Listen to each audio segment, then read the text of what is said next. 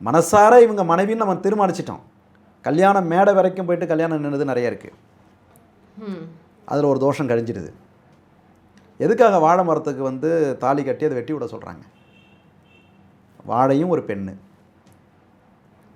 வாழையும் ஒரு பெண்ணு, அதை தாலி கட்டி வெட்டி விட்டு அந்த தோஷத்தை கழிக்கிறோம். அதில் அவர் வந்து ஒரு பெண்ணுக்கு தாலி கட்டுறதா ஐதீகமாயிடுது. இது முன்னாடி தெரிஞ்சா இருங்க நான் இன்னும் சொல்லி முடிக்கவே இல்லை. நீங்கள் கேள்வி பெரிய கேள்வியாக கேட்டிருக்கீங்க, ஆன்சரும் பெருசாக தான் இருக்கும். அடுத்தது கல்யாணம் வரைக்கும் நிச்சயம் வரைக்கும் போயிட்டு தடைப்படுறது ஒன்று.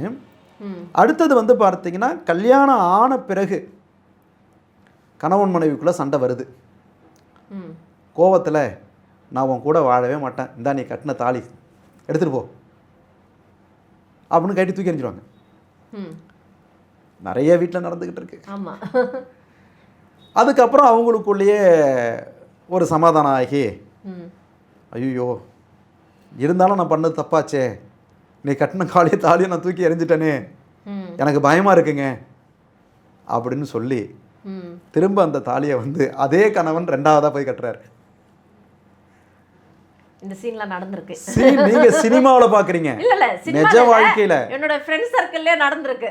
சொல்லுங்க. சரிங்களா? அப்ப ஒரு தாரம் போயிடுது, ஏங்க என் வாழ்க்கையிலேயே வந்து 2 தாரம் சொல்லி எனக்கு எவ்வளவு பேர் சொன்னாங்க. எனக்கு நான் 2 தாரத்தோட வாழ்ந்துகிட்டு இருக்கேன். ஆனா என் வாழ்க்கையில அது நடந்திருக்கு.